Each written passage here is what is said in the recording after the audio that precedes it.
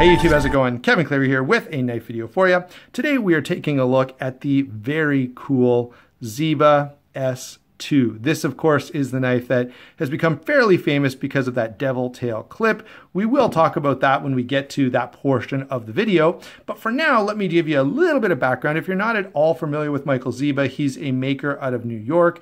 He's got a number of knives in this S series. I think there's the S1 through 5. And they all sort of have this similar feel, with the F5 being sort of the biggest departure and having a little more of a dramatic design to it. He's also got a couple of sort of Quaken style customs. The one for sure that I'm familiar with, I think, is called the Manhattan, and it has like the Manhattan skyline on the side of it. And that's a fairly familiar knife. He's also done a collaboration with Great North Knives, I believe, to put out some production knives that are similar to that custom, that are a little smaller and have some more of that Quaken style. So for me, I'm more drawn to this side of his lineup, the S series of knives. And this one is especially cool. So I've been really enjoying using it and carrying it and getting to sort of be familiar with it. And I do think I've got enough time with this now to share my thoughts with you guys. So let's go ahead and get started with the size and weight the way that we normally do. This guy is 8 3/8 inches overall. The blade length is 3.5 inches. We've got 4 7/8 closed length, about 1/2 inch thick.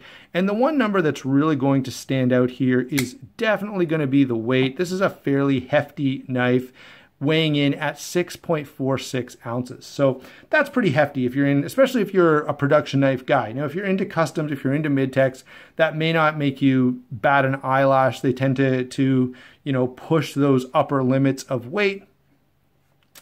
And for carry, that means that, well, this knife is very comfortable. And I will say, with the smooth titanium and the overall shape of this knife, with it being rounded, it actually carries fairly comfortably, except if you're wearing, track pants or something really thin and really light, then yeah, you're going to notice that weight. But in, 511s or jeans or cargo shorts or the kind of stuff that I normally wear, the weight doesn't bother me a bit. Okay, so that's size, weight, and carry. Let's go ahead and start taking a look at this very impressive M390 blade. And this is probably my favorite feature of the knife. I absolutely love the satin finish here. I love the compound grind. I love the hollow grind. It's a beautifully finished knife, and it's a beautifully finished blade, I should say. And it's also highly functional. So really, what more could you ask for in a blade than to look cool and cut stuff, okay? The way they've done that is, of course, you've got this harpoon shape.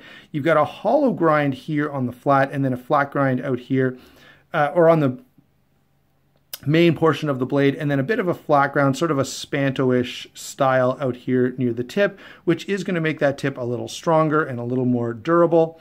And guys, I have to say this again, if you're making a knife and you want it to be sort of heavy duty and utility oriented while still having good edge geometry and being a pretty good slicer, a hollow grind is definitely my favorite way of achieving that. I just find it makes for a really well balanced blade that can be tough and can be heavy duty, but is still able to get down to a nice slim edge geometry and cut material pretty nicely. For an EDC blade, I think this is absolutely fantastic. Would I want to fillet a fish with it, or, cut up an apple? Maybe, maybe not. It actually does okay with apples, but it's not necessarily geared to that, but it is a highly useful EDC blade in a fantastic steel with a fantastic design and a beautiful satin finish. So that's my take on the blade. If you haven't noticed, I'm definitely a fan. Moving on to lockup and deployment. This deploys really nicely with the flipper tab. The detent is a little soft, but the action is so smooth, or the pivot, the ceramic bearing pivot, is so smooth that it flips really nicely, even with that slightly softer detent.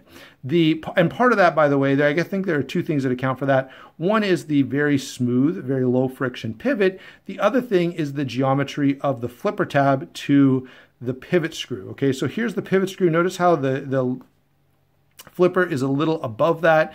That definitely delivers the best geometry for any flipper knife.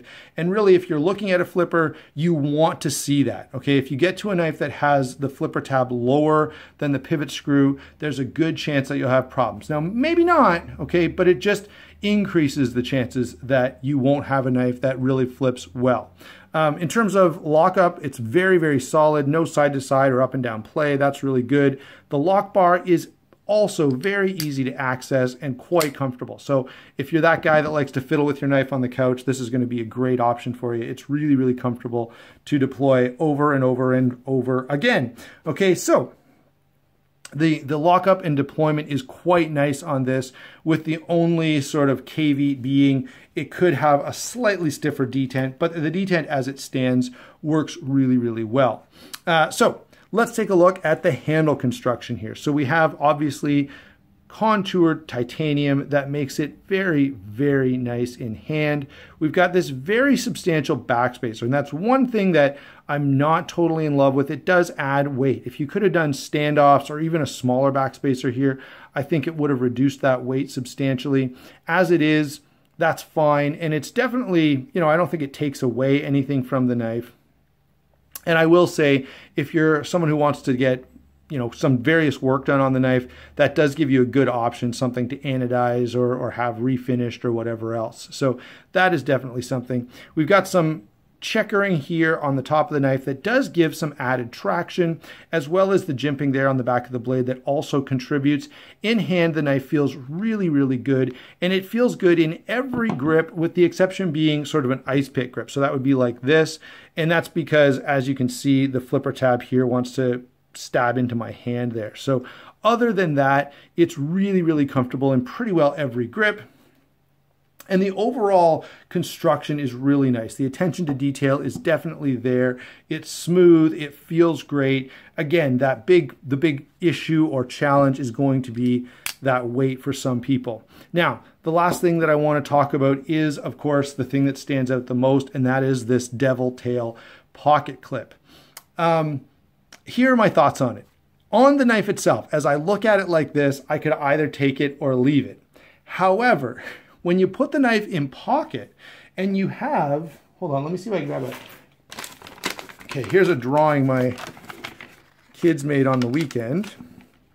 If you have this in your pocket, you get this great little devil's tail just sticking out of your pocket, and it looks really, really cool. So, well, on the knife all by itself as a standalone, I'm like, yeah, whatever.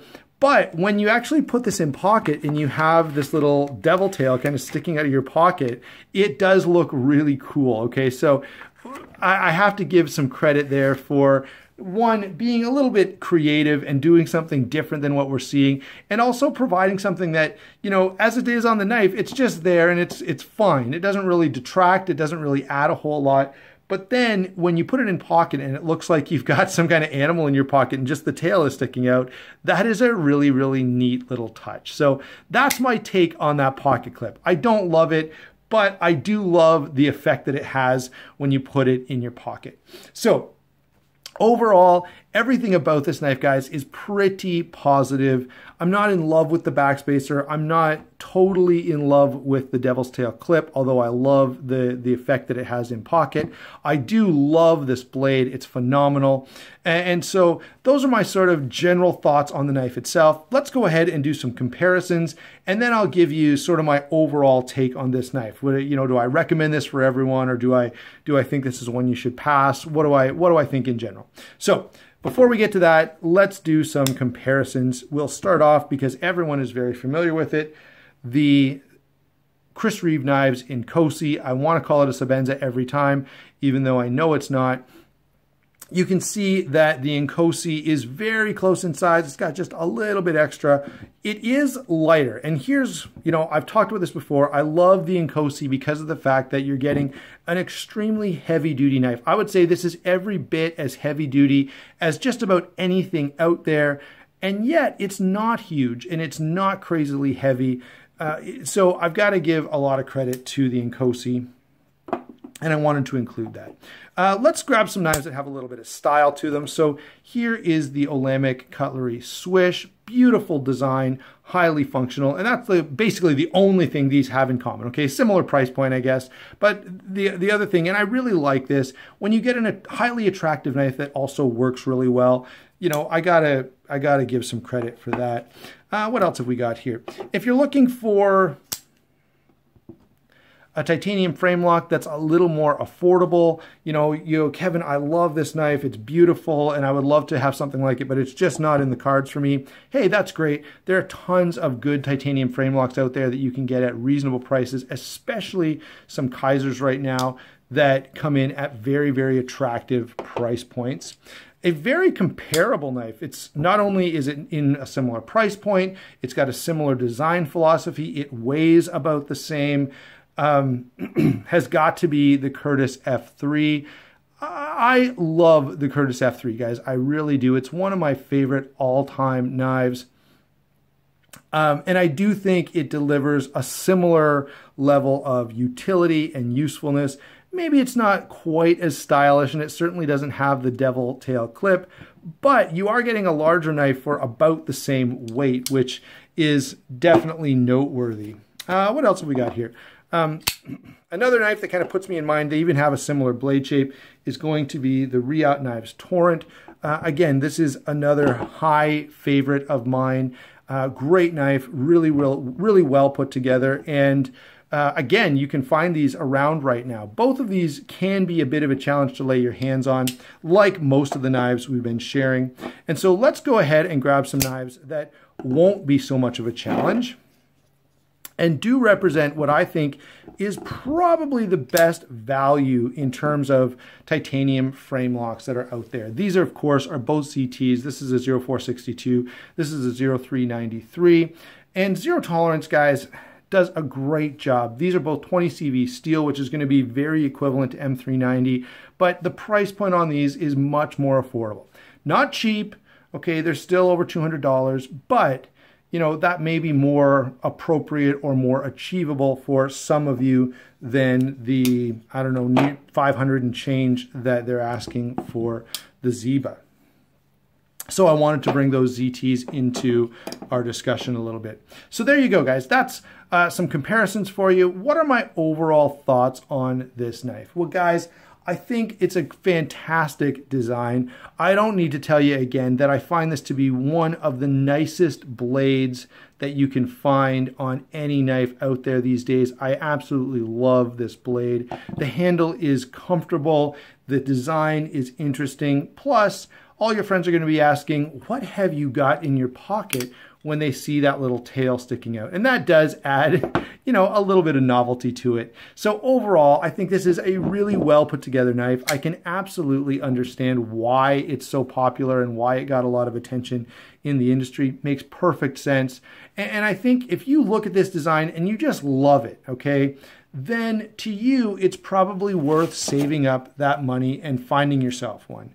Okay, and that's the thing with any of these higher end knives. It has to be something that you are in love with. It has to be something that to you is just going to be sort of a grail piece that is just going to be the greatest thing in your collection, or at least the greatest thing in your collection for a few weeks, all right? I wouldn't say that everyone should just run out and buy one of these because it really isn't for everyone. But for the person who loves it, I think it's going to be a great offering, and you can certainly make this a high-end EDC. It's a very capable tool. So that's where I think a lot of knives, and many of the knives that I've shown you here, they're all useful tools while at the same time providing a level of refinement and a level of perfection that someone who's really into the knife hobby is going to appreciate. And certainly this Zieba S2 is no exception. Thanks for watching. I'd love to hear your comments below, what you think of this knife, what your favorite knife is in this sort of price range, all right? And do you guys feel the same as I do about a satin finished blade? There's just something about a satin blade that really gets me excited. I absolutely have to show you that blade one more time because I do love it, even though I've gotten it all fingerprinted up doing this review. Again, thanks for watching. Don't forget to like and subscribe, and we will talk to you soon.